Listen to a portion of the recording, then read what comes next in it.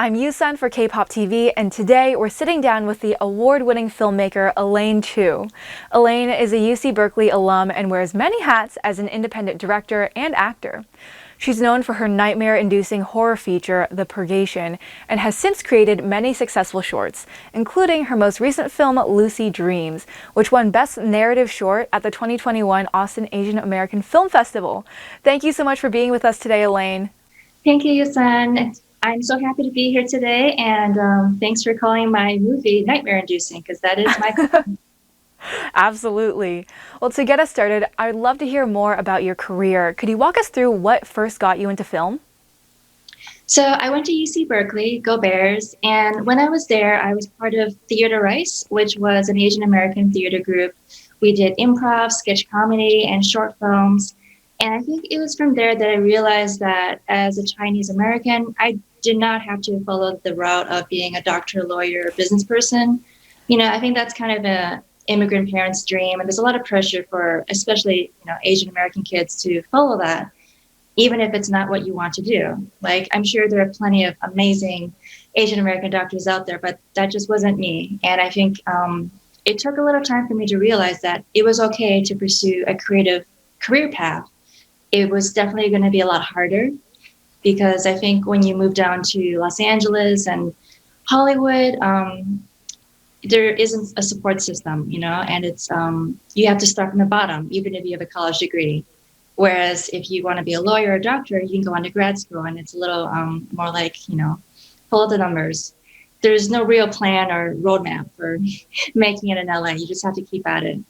Getting to be able to direct your first independent feature, that's a really incredible feat. Could you tell us a little bit about the steps that you had to take along the way to get there and to be a director of a full-length horror film?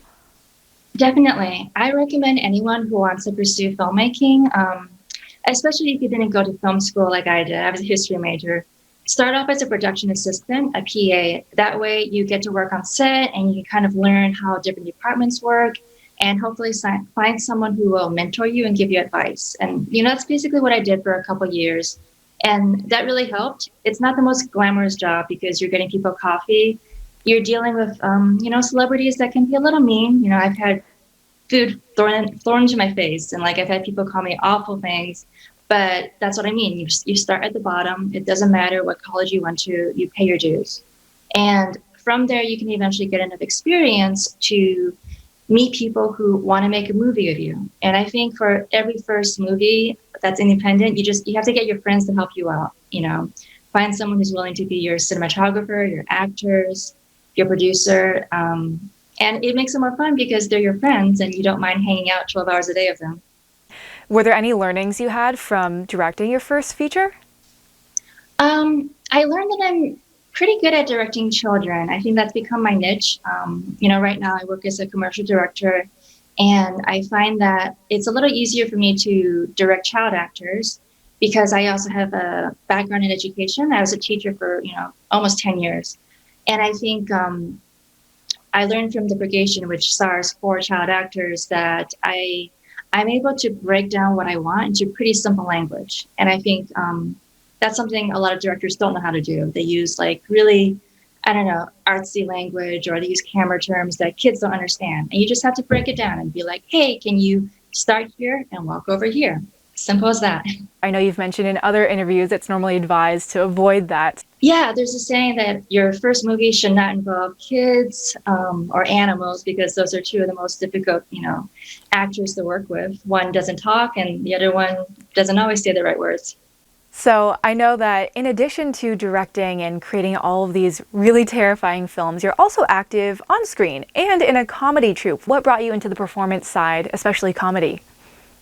Well, comedy definitely goes back to Theater Rice when we did improv and sketch. I think, as an Asian American activist, sometimes using humor helps you get your message across politically without turning some people off. I think it's a weapon in a way. You make people laugh at first and kind of disarm them with a joke, and then they start realizing, oh, I'm actually watching a sketch about racism. Maybe I'll learn something. That's the goal. I think there's so many difficult topics that, especially now, people are trying to spearhead, and comedy is a way to bring that to the forefront without being too preachy, I'd love to hear about how your cultural background influences your creative decisions. Oh, that's a great question.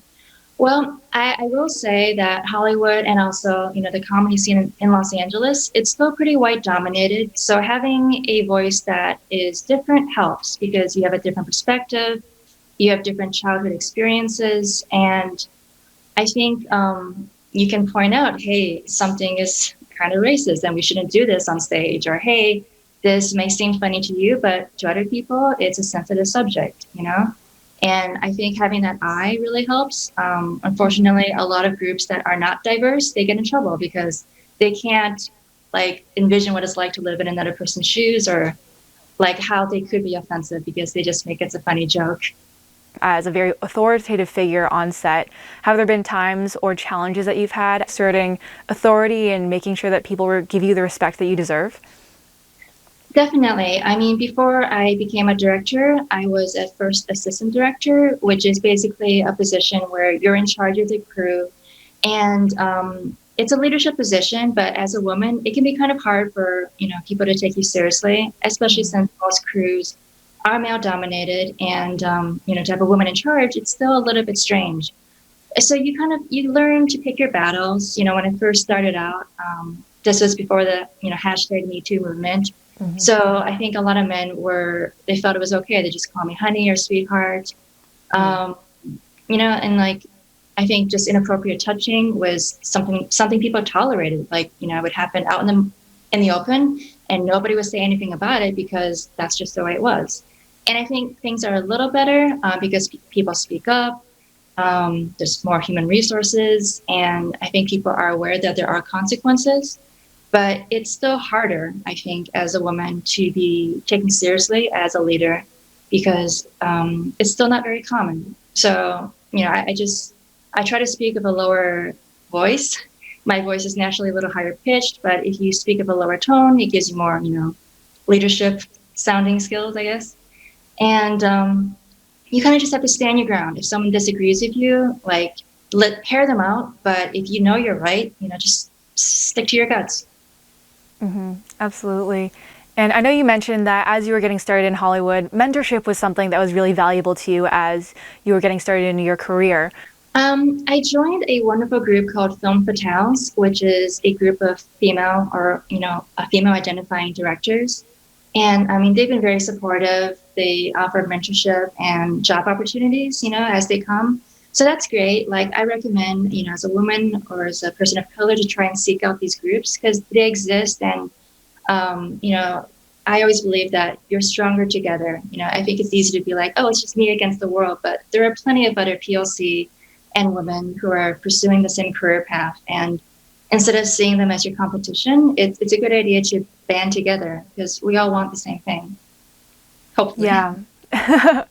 I definitely agree. Are there any other female directors, any other women of color that you would like to work with in the future? It's kind of cliche, but I grew up just admiring Lucy Liu, and she's from Kill Bill, and I would love to work with her someday, just because she was such a trailblazer, and I think she's a brilliant actress as well. So it's definitely a little far-fetched, but if I could ever work with her in a movie or a commercial, I would love to just talk to her. Oh, absolutely. I feel like Lucy Liu in any of your horror thrillers, it would be the ultimate combination and just blow people away. So, as we're moving forward, what are some things in particular in the industry that you would like to see improved and changed within your lifetime? I would hope that as we get older and we become parents and have kids ourselves, that, we model that it's okay to follow your dreams. It's a little scary, especially now with a possible economic recession. But I think if you really, really want to do something, you shouldn't let your circumstances stop you.